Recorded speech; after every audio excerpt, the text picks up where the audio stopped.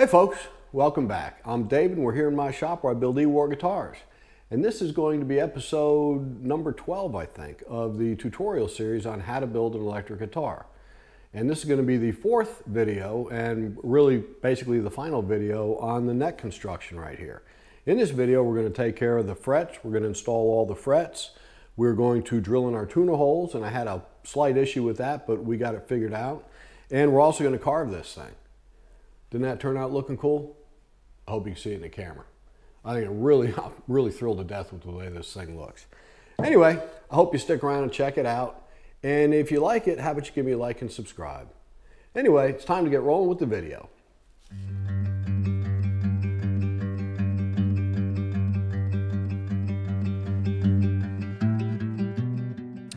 All right, so the next thing I got to take care of before we move on to the carving is I want to get the holes drilled for the tuners in the headstock. And that's just a template I've used over the years. I worked out the placement and that works really well. And rather than drilling through my template, I've got this marking pin that's a 3/8 metal dowel with a point on it that I use to mark the centers. And then I just drill them right out there. And of course I'm careful to keep a fresh piece of wood as a backing that I drill through so I don't have any blowout. Even though I'm still going to sand off the back of that to give me the final thickness. And so here I checked the tuners. I wanted to see just how much thinner I need to make this headstock. And I could see here that there's the tuner peg is not sticking up high enough where you put the strings. So I decided to go ahead and take it down a little bit. And I think I measured, I put the tuners together, I screwed the thing, and I think I measured 9/16 I thought would be a really good thickness for that. So and I'm going to run this through my spindle sander, and in order to get it to run nice and straight so the curve that goes up into the flute is nice and square with the center line of the neck, I put it on this little block and I line up the center line so the bottom edge of the block is parallel with the center line of the neck. Then I just set my spindle sander and I run it through. And I'm going to have to improve this jig because, to be totally honest with you, I wobbled a little bit on it, and I had to take the whole thing down a little bit thinner than I originally wanted to, which is a little bit disappointing. It's not too thin, but it was thinner than I wanted. And when I went to put the tuners in, I checked them again to see the thickness. It was just the tiniest bit loose. Probably, it's so little it probably could have been taken care of with the finish, but I went ahead and filed off about a thread's thickness off of the top of each of these threaded tuning post parts, and when I put it back together, it worked fine. So the headstock's a little thinner. It's a little under 9/16. I think 9/16 would have been dead on. This is wound up being a little bit under 9/16, but certainly strong enough. I mean, it's maple with a veneer on top and laminates running through the middle, so it's certainly strong enough. Just a little bit thinner than I wanted it to, but it all worked out good in the end. Okay, so we are nicely radiused rather. We are sanded smooth. I sanded up to 320. We got all our little abalone fret markers in there. And we are ready to fret this thing. So I've got my fret wire here, and this is a medium, what they call medium higher fret wire. It's a nickel fret wire. We're going to use that. We're going to run it through a little machine here to radius it to a 12-inch radius. And we're going to cut them like this. First, what I'm going to do is we're going to cut them to length, and we're going to cut them about, probably a 1/4 inch overall longer than. We're going to cut them probably a 1/4 inch longer than the neck itself. Let's see if that's in there. And then, because we have binding on the neck, we are going to notch the ends with this guy right here. That's a fret tang nipper. We're going to notch the ends. I don't know if you could see that, but we're going to notch the ends so it has a little notch that will then fit over the top of our binding. And then so when we trim it off, it'll look beautiful and that'll fit right in there. And anyway, so that's what we're going to do. We're going to start off by making some fret wire and get the cutting and nipping, and then we're going to get to pressing these things in. Oh, And something else we're going to do too is we're going to take this little triangular file, okay, and we're going to go to here. See, I did this guy right here. We're going to take our triangular file and we're going to file back. We're going to bevel back the very tops of the edges on these fret slots, which is going to help a whole lot in setting our frets. And they tell me also, I've never refretted a guitar, but they tell me it makes it a lot easier to get the frets out without tearing up the fretboard somewhere down the road if somebody refrets this guitar. So that's what we're going to do. We're going to get going on that right now. We're going to start with radius in our fret wire. So I used to buy my fret wire pre-cut. I'd buy it in packs of 24. And I always bought this medium higher. It's like their StewMax 0152 or something. And I've always bought the little packs because it just never made sense to me to buy that tool and the longer lengths, because the packs were relatively inexpensive and they jumped way up in price, like most things these days. But finally made sense for me to get that little radius and tool, and I really liked it. Now I don't have to worry about running out of fret wire either, because I bought it by the pound and I got a whole pound's worth. So I just got my little, I have that board with 24 holes drilled in it, and I got them all numbered for each of the frets, and I cut each fret to length, and about 1/8 of an inch long on either side, which gives me enough room to use that little fret tang nipper right there. That's another StewMac tool, and it works really well. Sometimes you got to trim it up a little extra, but it just clips that tang really cleanly right off the back. And every once in a while it'll leave a little bit of the tang on there, and I'll have to take a file and file it off, but most of the time it cuts it really nice. And then this is something I didn't used to do. That's a little triangle file, a little needle file, and I bevel the top edges of those fret slots just a little bit, and that helps so much getting these frets started in there, because it just kind of helps them seat in really well. And I found out after a while that, you know, actually putting in the frets, I actually needed to kind of refile some of them too. I wasn't going quite deep enough. But that's a great little tool right there too. That's my fret slot cleaning saw. And I just get in there and I make sure there's no sawdust left in there, glue or anything, because I want that full depth. I didn't want anything holding up my frets. So you can see here, as I'm fretting the thing, I'm going back and I'm refiling a little bit because it helps enormously. And I use CA glue when I set my frets, and that's a medium CA glue, which I believe it holds those frets in, you know, for forever when they go in. It's good stuff. I didn't used to use that either, but I've gotten into the habit of doing it. And it's nice when you have the binding on there, it kind of keeps it from leaking out of the sides too. So I tap those frets in a couple times. I start them with my fret hammer, and then I go on and turn around and press them on my fret there. Fret press. That's a 1/2 ton press with a little fret call on it, a 12-inch radius fret call. And everything just worked out really well. Just press them right in. They came out really tight. There was plenty of depth for it. I managed to not make a mess with that CA glue, so it turned out good. I just take my little nipping pliers and I just cut them all off, flush with the edge of the fretboard. And I put a tiny little bit of a bevel on it, not too much, because I've got a bevel file that's going to take care of that next. And so I just set up, and that's another StewMac tool. I buy a lot of my tools from StewMac, and that's basically a chunk of plastic with a fine file in it that's basically set at an angle that's appropriate for the ends of frets, and it works really well. I just straighten it up, and it turned out I bring it all the way to where it's just touching the end of the edge of the fret binding. Turned out nice. Okay, so we've got all the frets in and pressed them in and glued them in, and they all turned out really well, and I filed down the edges so they're flush with the edge of the fretboard. And I've also rounded the ends a little bit just to get off any sharp edges, but I'm not going to do anything else to the frets. I'm not going to level them or crown them or anything until after this baby's on the guitar. So after I get my frets in, the next thing I want to do is start laying this out so I can cut the profile, the thickness profile on the side of this neck to where we can get to carving it.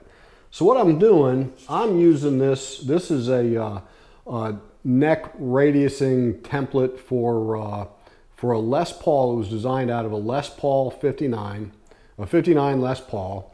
And the last guitar I made, I used this little guy right here, and I really liked the way it felt. So, and I had other people tell me they really liked it too. So I'm going to go ahead and do that one again. So that is the shape we're going for. That's the first fret. That one there is the 11th fret, and that's the heel. But we're not going to use the heel because this ain't a Les Paul. So anyway, so what I've done is I've measured up here at the first fret, according to that jig, 0.890 inches, including the fretboard, to the bottom of the neck. And at the 11th fret, I am 0.950 inches from the top of the fretboard to the underside of the neck. And I've made both of those marks there. And I've also got my mark, you can see I laid out the body here on the back of the neck because that's the do not cross line right there.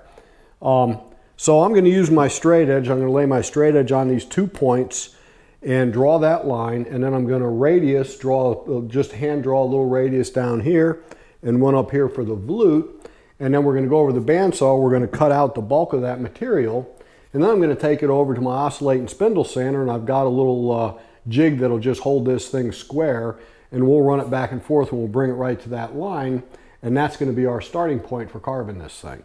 So anyway, I'm going to get out my tools and get going on this right now. So I've tried a lot of different methods for carving the neck, so to speak. And this one's really worked the best for me. Between sawing it out with the bandsaw, straightening it up on the spindle sander, or my oscillating belt sander rather, and then carving from there. So I just seem to get good, consistent results every time. I'm just drawing those little curves on the ends. That's just visual for me to cut it out on. But I usually rely on the radiuses of my spindle sander to actually set the radius, and it puts a real nice curve to it. I just zip it through the bandsaw. You think it'd be kind of tricky raising that headstock up, but it cuts it out pretty good. Now here I'm very careful. I clamp this onto my jig for my oscillating spindle sander, and I'm careful to make sure that the neck is parallel to the bottom. The center line of the neck is parallel to the bottom. That way when I'm sanding it, and I use the radiuses on the ends of that belt for my heel and my neck carve, that it's a good, consistent, straight, square radius, basically, if there is any such thing as a square radius.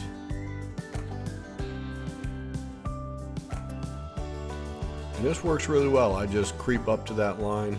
I go nice and easy on it, and careful not to go too far. So I've got this Shinto rasp right here, very, very aggressive tool.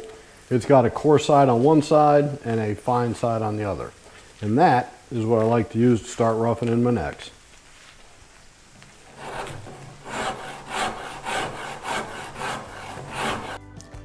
So I always wear those gloves with this Shinto rasp because that baby is sharp on both sides. I see people doing it without gloves, but I don't know, maybe I'm too aggressive on it or something. But I love that tool.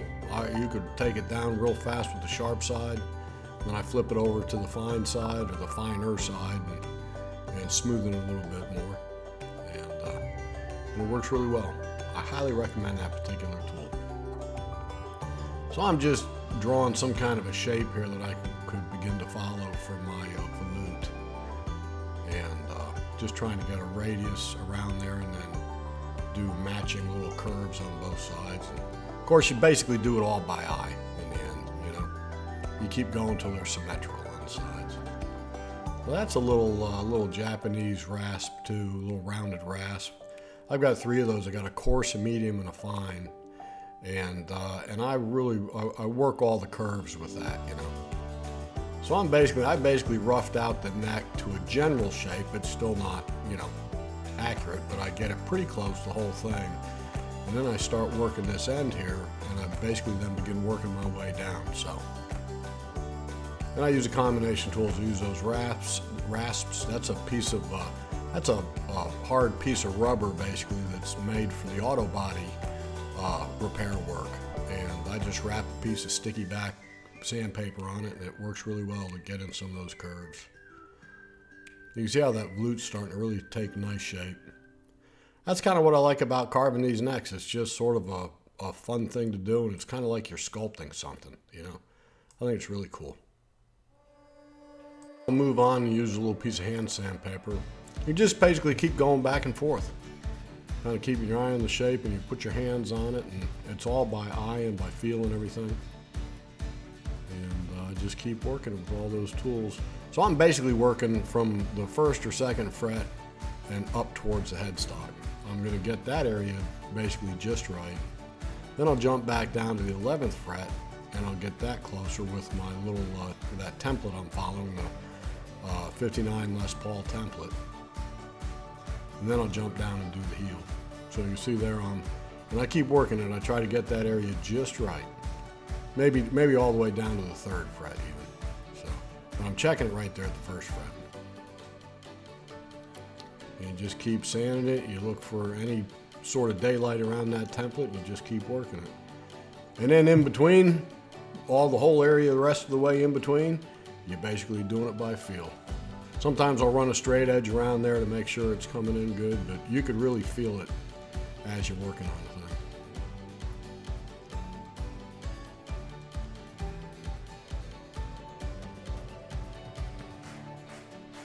Now it's time to get the 11th fret area dialed right in.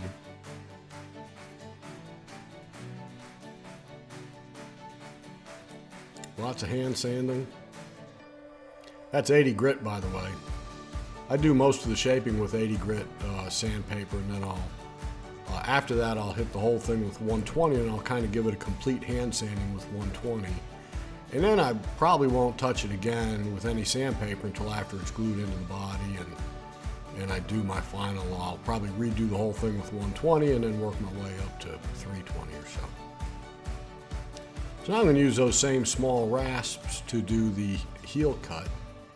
And I've got my body line on there that I laid in off the template, and I will bring that right exactly to the body line, and which will have it very, very close to the shape of the body. And of course I'll blend the two of them in by hand once the neck's glued in. This is probably my favorite part of building a whole guitar. It really is. Of course, I think I say that about everything. Everything I talk about, I say this is my favorite part and it's the most important.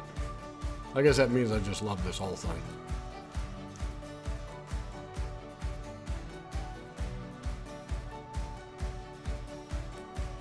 But to get that neck right and get it feeling really good is a very rewarding thing. And then when somebody, a player, grabs it and they feel it and they tell you they love it, that's pretty rewarding too.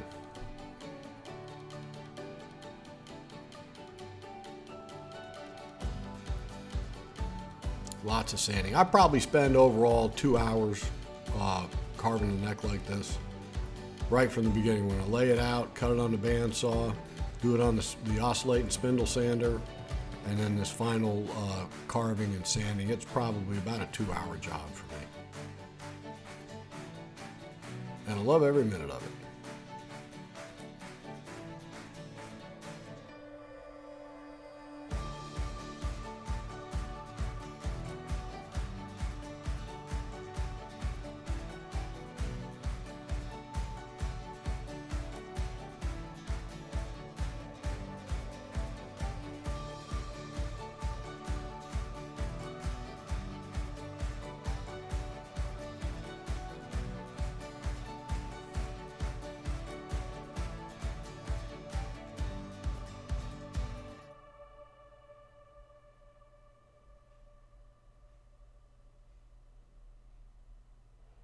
There it is, it looks good. Okay, so this neck is as far as we're gonna take it right now. It's time to jump back on the body. So I finished sanding the back of this neck once we carved it. I sanded it up to 120. And it's very important to hand sand these things because once you've got it shaped and you've got it the right shape and taper and contour and everything you want, as you're sanding it, you're going to start feeling little flat spots and little ridges and stuff like that. Stuff you really can't even see, but until you start feeling it, then you can feel it. And as you're sanding it up the grits, you eliminate those. You wind up with a really nice, smooth, tapered, rounded neck, you know. And the volute came out real cool too. I guess what I'm saying is hand sanding is hugely important on these things. I'll continue on and I'll sand this up probably through 320, but I won't fool with that until after it's fitted into the body, which is the next thing we're going to work on now. So, but I just wanted to show you all the finished product here. And I even made, I didn't video myself doing it, but I made this little cover for my truss rod access cover. I did that on my CNC. I think that thing looks pretty cool too. Anyway, I appreciate you all watching. I really enjoyed doing this kind of thing, and I hope you all got something from it. Or I hope at least somebody did anyhow. Anyway, God bless you, and y'all have a wonderful week, and we'll see you on the next one.